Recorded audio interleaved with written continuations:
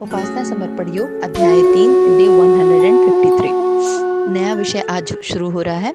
पुराना विषय जो खत्म हुआ था कि अपने अंतः के देवता को जगाइए। अंतः के देवता को क्या जगाइए कि आत्म भाव को परिष्कृत करिए, आत्मा के परिष्कार के कार्य में लग जाइए, देह भाव से ऊपर उठिए। क्यों? क्योंकि ये क्या चल रही है, युग संधि की ब्रह्म बेला और ऐसा सुअवसर कि जब हम अपनी चेतना को उत्कृष्टता पर पहुंचा सकें। गुरु भी उपलब्ध है, शरीर भी उपलब्ध है, परिस्थितियां भी हमारे फेवर में, हवाएं भी हमारे फेवर में चल रही हैं। ऐसा सुअवसर कब मिलेगा? तो शरीर और देह से ऊपर उठकर जागृत अवस्था में आते हुए, महाकाल की टोली में शामिल होते हुए, अब उनका कार्य करके ये युग निर्माण का पूरा जिम्मा संभालते हुए अपनी भी चेतना को ऊपर उठाएं और पूरे विश्व की चेतना को ऊपर उठाते हुए सदगति को प्राप्त हो। अब नया जो विषय है वो है हर दिन नया जन्म और हर रात नई मौत। ये इतनी सी लाइन में ही पूरा तत्व पूरा एकदम आ गया है। क्या? हर दिन नया जन्म और हर रात नई मौत। अगर सिर्फ इतनी ही साधना कोई व्यक्ति कर ले, इसी इसी एक लाइन का चिंतन करता रहे 24 घंटे, कि हर रात जब हम सोते हैं तो बस हम मर ही गए होते हैं, सब छोड़ दिया, सब छूट जाता है, शरीर छूट जाता है। और सच में देखिए, निद्रावस्था में, डीप डीप स्लीप में सब कुछ छूटा रहता है। आप चाहे कितने पेन में हो वो छूटा रहता है, चाहे आप कितने खुश हो वो छूटा रहता है, आपका धन दौलत रुपया पैसा प्रॉपर्टी सब उस समय छूटा रहता है। और हर दिन नया जन्म। जब हम रात में मर गए तो निश्चित ही जब दोबारा उठे तो एक नया जन्म मिला है, नया सांस मिला है, नई प्राण मिले। तो उसका अगर सदुपयोग कर लिया, ये आत्मबोध तत्वबोध की साधना जो गुरुदेव करवाते थे। आज ये नया विषय शुरू करते हैं कि उपासना के लिए सर्वोत्तम काल संध्या काल माना गया है।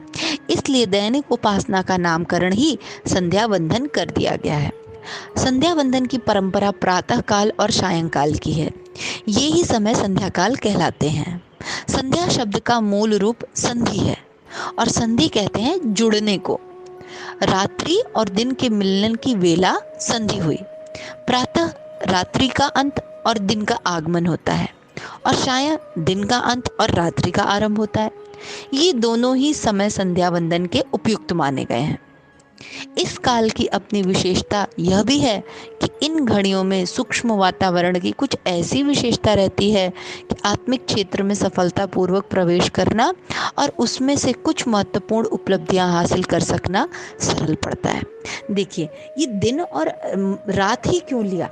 दोपहर और गोधली बेला क्यों नहीं लिख दिया कि हर दोपहर नया जन्म और हर गोधली बोला नई मौत? ये इसलिए क्योंकि जो उपासना का क्रम किया जाता है, गायत्री उपासना या कोई भी उपासना, वो संध्या बेला में की जाती है। बहुत प्रचलित है, हम सभी जानते हैं कर्मकांड में कि संध्या वंदन वगैरह करते हैं। संध्या क्या होती है? संधि को संध्या बोलते हैं। संधि मतलब जब दो पीरियड चेंज हो रहे हों। जैसे जब प्रातः किसको बोलते हैं? कि जब रात जा रही होती है और दिन आ रहा होता है, उसको बोलते हैं प्रातः। और रात्रि किसको बोलते हैं? कि जब दिन चला गया और अंधकार आ गया, उसको बोलते हैं रात्रि। तो ये जो संधि का पीरियड होता है, बिटवीन वाला पीरियड होता है, इस पीरियड में जब साधना करते हैं या उपासना करते हैं या वंदन करते हैं तो वो बहुत फलित होता है। ऐसा हम सभी जानते हैं क्योंकि महत्वपूर्ण समय होता है। और इन घड़ियों में सूक्ष्म वातावरण में भी कुछ इस प्रकार की विशेषताएं रहती हैं, कुछ ऐसा माहौल सूक्ष्म जगत में रहता है जो हमारे आत्मिक क्षेत्र की प्रकृति में मदद करता है। क्योंकि अगर प्रातः, अभी जैसे सुबह का ध्यान हम लोग करते हैं 4-5 से, गुरुदेव कहते थे कि अगर तुम्हें हम मुझसे मिलना है तो सुबह 5 से 6 के बीच में कभी भी आ जाओ, या 4 से 6 के बीच में कभी भी आ जाओ, उस समय तुम मुझसे बात कर सकते हो सूक्ष्म लेवल पे। बिल्कुल उसी तरीके से शाम को नादयोग करते हैं। ये संधि बेला है, ये सुबह 5 से 6 का टाइम, शाम को नादयोग का टाइम। इस संधि बेला के समय जो उपासना का क्रम किया जाता है उसमें विशेष विशेष प्रकार की क्षमता रहती है। क्यों? क्योंकि सूक्ष्म वातावरण में भी कुछ एनर्जीज रहती हैं और ऐसा योगियों ने, ऋषियों ने हमारे पहले से बता रखा है। तो इसका सदुपयोग करने की बात यहाँ पे चल रही है। दैनिक नित्य क्रम में संध्या वंदन का अपना महत्व है, उसे तो यथावत चलने ही देना चाहिए। साथ ही उस ब्रह्म संध्या को भी अपने साधना क्रम में सम्मिलित रखना चाहिए, जिसका एक सिरा आत्मबोध और दूसरा तत्वबोध है। तो देखिए, दैनिक जीवन में तो हम लोग उपासना करते ही हैं। अगर शांति कुंज के शेड्यूल से चलें तो सुबह का ध्यान, दोपहर का ज्योति अवतरण, शाम का न्याद योग, फिर अपना स्वाध्याय वगैरह, जो अपना उपासना का क्रम है हम लोग अपनाते हैं। बहुत सुंदर है वो, उसमें कोई वो नहीं। पर गुरुदेव इसमें एक और चीज़ ऐड करने की बात कर रहे हैं कि साथ ही उस ब्रह्म संध्या को भी अपने साधना क्रम में सम्मिलित करें। ब्रह्म संध्या क्या होती है? ब्रह्म संध्या वो कि ये जो नया दिन नहीं, अभी जो ऊपर दिन और रात की चर्चा चल रही थी, इसको भी अपनी साधना में शामिल करें, जिसका एक सिरा आत्मबोध और दूसरा सिरा तत्वबोध है। वही सुबह उठते हैं तो हम लोग आत्मबोध की साधना में कि नया दिन मिला है, नया जन्म मिला है, आज के पूरे दिन का, समय के एक एक क्षण का और सामर्थ्य के एक एक कण का हम अपने पूरी जिम्मेदारी से निर्वाह करेंगे। टाइम को वेस्ट नहीं करेंगे। आज सांसें मिली हैं, आज प्राण मिला है, आज गुरु कार्य कर लेंगे, आज साधना कर लेंगे। परमात्मा से यही प्रार्थना करेंगे कि आज के दिन के लिए हमारे लिए जो भी बेस्ट है, हमारे आत्मा की उन्नति के लिए, चेतना की प्रकृति के लिए, उत्कर्ष के लिए, समाज के कल्याण के लिए, आज के दिन आप हमसे वो कार्य करवाएं और हमारा एक भी समय का क्षण न बर्बाद हो और न सामर्थ्य का एक भी कण, बिल्कुल कुछ भी वेस्ट ना होने पाए जो नया दिन मिला है। तो ये क्या हो गया? आत्मबोध।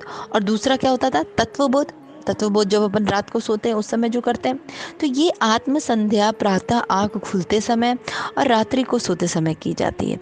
इसे बिस्तर पर पड़े पड़े भी किया जा सकता है। निद्रा को रात्रि और जागृति को दिन माना जाए तो उनका मिलन काल भी संध्या काल को कहते हैं। भले ही घड़ी में कुछ भी क्यों न बज रहा हो, पर सूर्योदय और सूर्यास्त से इसकी संगति बिठाने की आवश्यकता नहीं होती। ये देखो, एक बहुत सिंपल और बहुत अच्छा गुरुदेव ने सूत्र दे दिया कि आत्मबोध और तत्वबोध को आप घड़ी के समय से बिल्कुल भी ना लें, क्योंकि हो सकता है कोई कब कितने बजे सोता है, कोई कितने बजे उठता है। तो जो हम लोग की दैनिक उपासना चलती है वो तो हम लोग नियमित समय पे करते हैं, संध्या बेला में करते हैं। पर ये जो बात कह रहे हैं गुरुदेव, ये एक प्रकार का चेतना से संबंधित है, और चेतना तो हमारे पास 24 घंटे अवेलेबल है ना। और चेतना को एक ऑटो सजेशन देना है कि जब तुम सोने जा रही हो तो, या अपनी चेतना पे कि अब हम आज हमारा दिन समाप्त, आज का दिन, ये जो रात में तत्वबोध की जो साधना करते हैं कि आज के तू पूरे पूरे दिन क्या क्या मुझे करना चाहिए था, क्या मैंने वो किया, मुझे जो नहीं करना चाहिए था क्या उसमें मैं क्या सुधार करूं, कैसे उसको दोबारा ना करूं। ये सारा इंट्रोस्पेक्शन करना, किसी का दिल तो नहीं दिखाया, किसी को ठेस तो नहीं पहुंचाया, कोई किसी जो हमारे पास संसाधन दिए गए थे उसका कुछ नुकसान तो नहीं किया, उसको वेस्ट तो नहीं किया। ये पूरा जो इंट्रोस्पेक्शन करते हैं, बैठ के एनालिसिस करते हैं, वो कब करते हैं? रात को करते हैं, सोने के समय। अब भले ही आप 2 बजे सो, 11 बजे सो, 10 बजे सो, 9 बजे सो, 7 बजे सो, कितने भी शाम के बाद जब भी सोते हो, पर सोने के पहले उस पूरे दिन का जब आप जगे थे उसका इंट्रोस्पेक्शन करना, ये तत्वबोध है। तो गुरुदेव ने कहा इसको तुम समय से मत जोड़ो। बाकी तुम अपनी जो संध्या उपासना करते हो वो निश्चित ही तुम अपने समय पर करो, जो भी तुमने समय निर्धारित किया। और आत्मबोध की साधना क्या है कि आज मैं सुबह जब भी जितने भी बजे उठूं, अब सबका अलग अलग शेड्यूल हो सकता है कोई वर्किंग हो, कोई कोई हो सकता है कोई वर्किंग हो, कोई कुछ हो। तो आत्मबोध की साधना में बताया कि जब जब भी उठो आप, बस ये कि आज का दिन नया दिन है। क्यों? क्योंकि निश्चित ही जब हम सोए थे तो मृत्यु हो ही गई थी, चले ही गए थे, शरीर से निकल ही जाते हैं, यहाँ रहते नहीं है, ब्रह्म में ही लीन रहते हैं उस समय। तो निश्चित ही डीप स्लीप में जब रहते हैं कि हमें ये नया जन्म मिला है, तो इस नए जन्म का क्या प्रयोग करें, आज का दिन कैसा होना चाहिए, पता नहीं अगला दिन हमको मिलेगा कि नहीं, तो आज का दिन ही जीवन है बस। और पता है, हर दिन को अगर हम लोग इस नज़रिए से देखें ना, बहुत आनंद आता है। कई बार ना इसकी प्रैक्टिस करिएगा कि बस आज लास्ट डे है मेरा, सच बोल रही हूँ।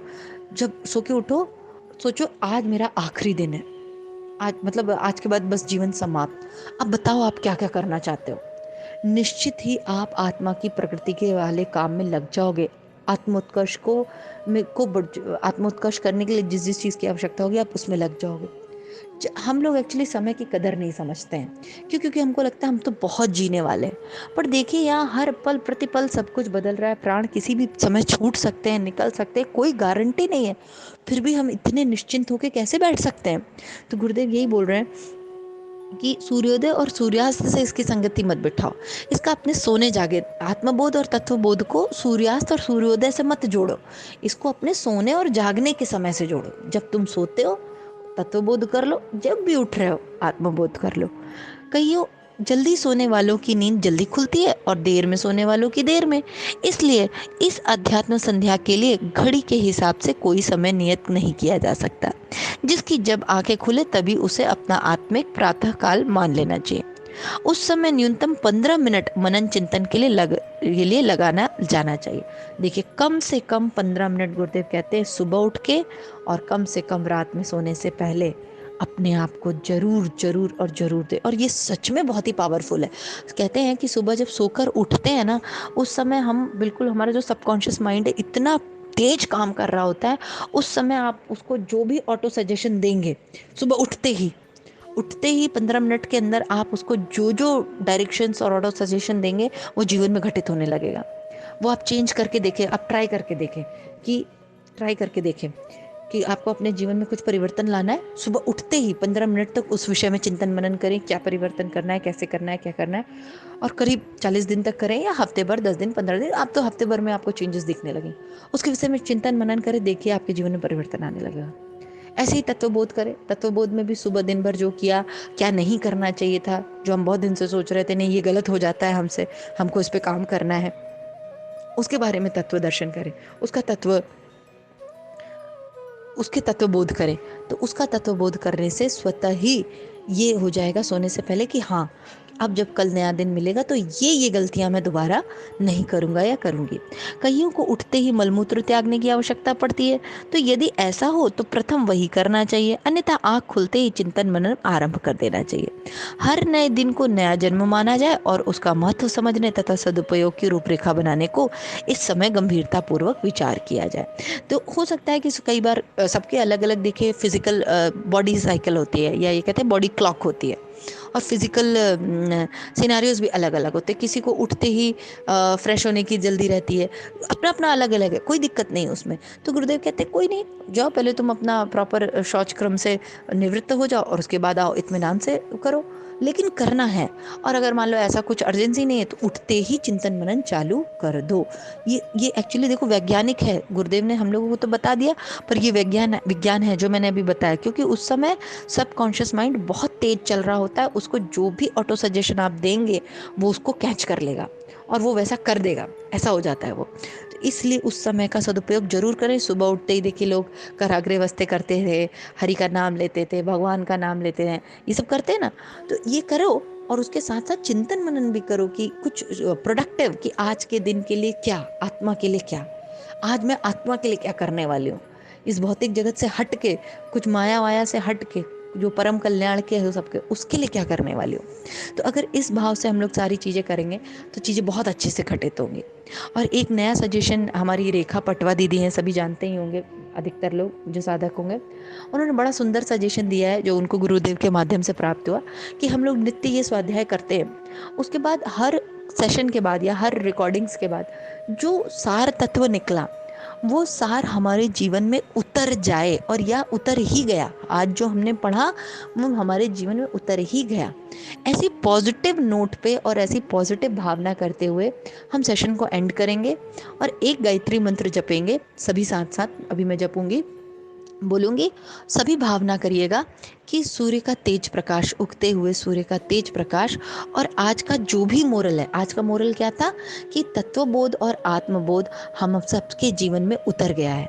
हम सब अब रोज आत्मबोध कर रहे हैं, ऐसा बोलना है, कर रहे हैं, मन में सोचना है, अब हम रोज सुबह उठ के आत्मबोध करते हैं, और अपने जीवन में जो सबसे महत्वपूर्ण कार्य है, उत्कृष्टता के कार्य है, वो कर रहे हैं।